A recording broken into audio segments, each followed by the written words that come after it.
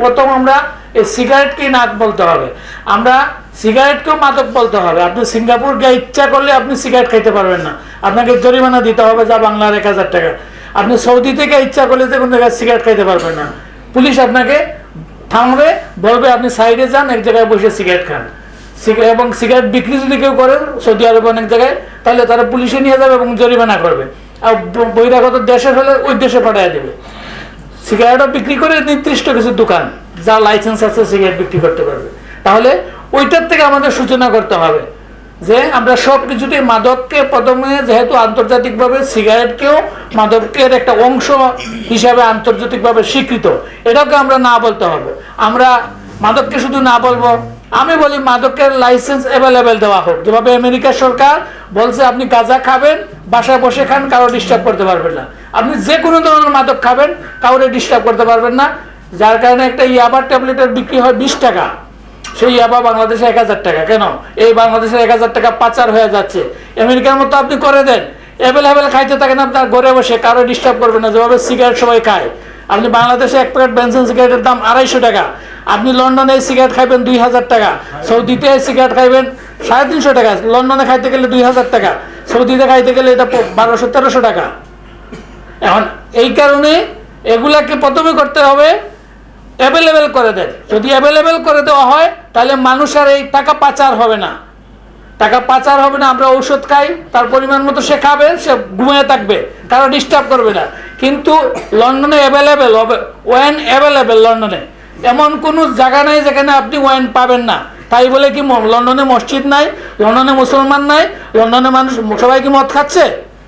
না। আমেরিকাতে অ্যাভেলেবেল আছে ওয়াইন, তাই কি সবাই ওয়াইন খাচ্ছে? সবাই কি গাঁজা খায় রাস্তায় বসে আছে? কিন্তু তার দেশের সিস্টেমই করে দিছে, আপনি খাবেন, সস্তায় খান, টাকার বাইরে পাচার করতে পারবেন না। আমাদের দেশে এরকম যদি ওপেন করে দেয়, পুলিশের ব্যবসাটা বন্ধ হয়ে যাবে। এই যে 220 টাকার জিনিস 2000 টাকা দিয়ে কিনে খাচ্ছে, এই বার্মায় টাকা যাচ্ছে, দরকারে বাংলাদেশে ফ্যাক্টরি করে দেন, ওগুলারে বাংলাদেশে উৎপাদন করে ওগুলার কাছে বিক্রি করেন, তোরা খাইতে থাক, খা। যেমন সিগারেট বেনসন বাংলাদেশে উৎপাদন হচ্ছে, আকিজ কোম্পানি যেভাবে সে বিড়ি উৎপাদন করে, তো সে নিজে বিড়ি খায় না, সেই আকিজ গ্রুপ হাসপাতাল করছে, আবার সিগারেট উৎপাদন করছে। আমার কথা হলো বাংলাদেশে উৎপাদন করেন, ওগুলারা সস্তায় খাওয়ান, টাকা পাচার করবেন না। আর প্রথমে সিগারেট যেভাবে খাওয়াচ্ছেন সবটাই ওদেরকে খাওয়ান, কিন্তু সীমিত আকারে, যাতে অন্যের ডিস্টার্ব না হয়। সিঙ্গাপুরে আপনি যেহেতু অপরাধ, একটা সিগারেট খাইলে আপনাদের অপরাধ, সিগারেটের নির্দিষ্ট জন্য জায়গায় খাইতে হবে, সৌদিতে নির্দিষ্ট জায়গায় গিয়ে খাইতে হবে, যে কোনো জায়গায় খাওয়া যাবে না। বাংলাদেশে আইন আছে কিন্তু তার বাস্তবায়ন নাই। সবাই সে আইনের যদি বাস্তবায়ন করা হয়, এখন ইনশাল্লাহ আমরা আশা করি বাস্তবায়ন হবে। সেই বাস্তবায়ন হলে আমরা সবাই যদি সচেতন হই, পরিবার থেকে শুরু করতে হবে, আপনার পরিবার থেকে। আমি একসময় চেইন স্মোকার ছিলাম, আমি প্রচুর সিগারেট খাইতাম, ডেইলি 1 প্যাকেট সিগারেট খাইতাম। কিন্তু সিগারেট খাইয়া বাসায় গেলে যখন সন্তানরা বিয়ে করতো, যে আমার কাপড়ে গন্ধ হয়ে গেছে, তোমার মুখের কথা বললে সিগারেটের গন্ধ হয়, আমি নিজে ছেড়ে দিছি। আমার কথা হলো, আপনারা ইচ্ছা করলে সবাই পারবেন, পারবেন না বলতে কোনো শব্দ নাই।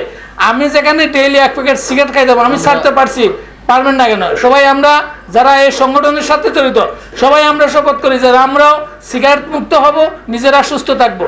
আগে আমি এই সিগারেট খাইলে কাশের ওষুধ খাওয়া লাগতো, কিন্তু আজকে আমার ইনশাল্লাহ এই ধরনের কোনো সমস্যা নাই, 1 টাকার কোনো ট্যাবলেটও খাইতে হয় না। সবার করে উদার আহ্বান জানাবো, আমরা সবাই এই মাদককে না বলার সাথে আমরা সিগারেটকেও না বলবো, এই বলে আমার বক্তব্য শেষ করছি।